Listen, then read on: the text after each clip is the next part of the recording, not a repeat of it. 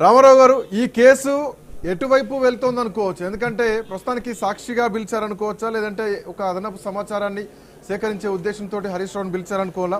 ఒకవేళ పిలిస్తే ఈ యాడ్ అయినటువంటి ఈ 2 సెక్షన్లను ఎట్లా చూడాలి అండ్ ఎట్లాంటి పరిణామాలు ఉండబోతున్నాయి? దీని తర్వాత మళ్ళీ ఎట్లాంటి నోటీసులు వచ్చేటువంటి అవకాశాలు కనిపిస్తున్నాయి? ఇప్పుడైతే 160 కిందనే నోటీస్ ఇవ్వడం జరిగింది. అంటే సాక్షి అయితే 160 ఇచ్చిన ఈ నోటీస్ లో 66 FB2 అనే సెక్షన్ సబ్ సెక్షన్స్ యాడ్ చేయడం జరిగింది. 66 కు దాని సబ్ సెక్షన్స్ ఎఫ్ అనేది యాడ్ చేయడం జరిగింది. అయితే దీనిలో తీవ్రవాదానికి సంబంధించిన నేరం ఏడ కూడా కనబడతలేదు. అయితే కేవలం దీన్ని ఒక రాజకీయ కోణంలోనే చూడాలి తప్ప తీవ్రవాద కార్యకలాపాలు, సైబర్ టెర్రరిజం అనేది ఎవరు చేసిండ్రు, ఏం చేసినారు, ఇది చాలా విచిత్రంగా ఉన్నది.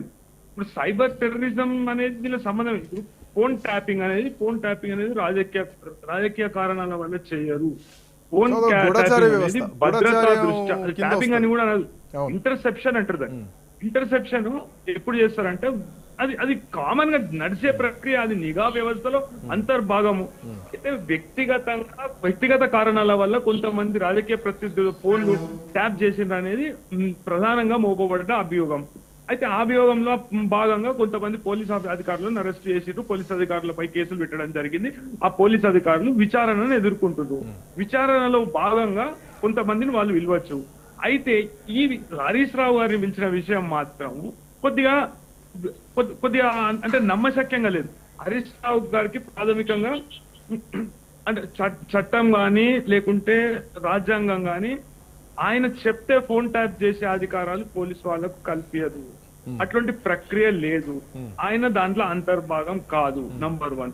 నంబర్ 2 ఏంటంటే 160 లో నోటీస్ ఇచ్చారు. అంటే హరీష్ రావు గారికి పోలీసు నిఘా వ్యవస్థకు ఎటువంటి ప్రత్యక్ష సంబంధం గాని పరోక్ష సంబంధం గాని ఉండదు. కేవలం ఆరోపణలు మాత్రమే, కొంతమంది చేసిన ఆరోపణలు మాత్రమే.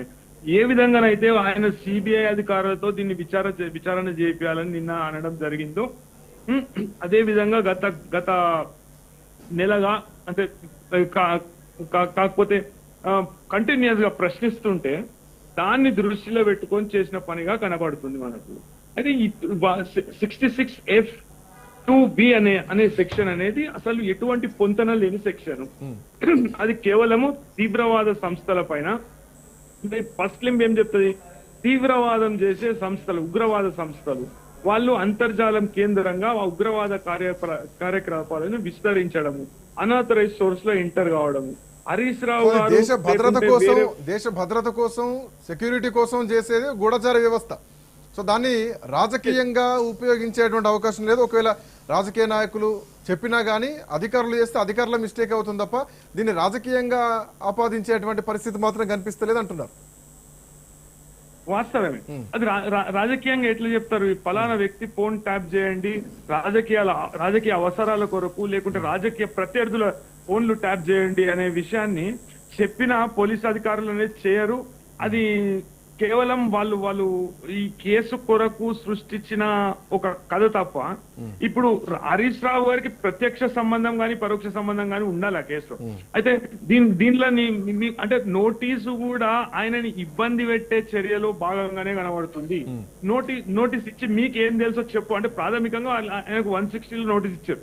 అయితే నోటీసు ఇచ్చే క్రమంలో ఈ సబ్ సెక్షన్స్ అనేవి మార్పు చేసిందనే విషయాన్ని గుర్తించడం జరిగింది. ఈ తీవ్రవాద కార్యకలాపాలకు ఈ కేసుకు సిట్టు దర్యాప్తు చేస్తున్న కేసుకు ఎటువంటి సంబంధం లేదు. తీవ్రవాద కార్యకలాపాలు ఉంటే ఒకవేళ ఎన్ఐఏ వస్తుంది, ఎన్ఐఏ వాళ్ళు దర్యాప్తు చేస్తారు. ఎన్ఐఏకు సంబంధించి ఇప్పుడు సైబర్ టెర్రరిజం అంటే ఎన్ఐఏకి బదలాయించాలి, ఆ కేసు ఉంటే ఎన్ఐఏకి బదలాయించవలసి వస్తుంది.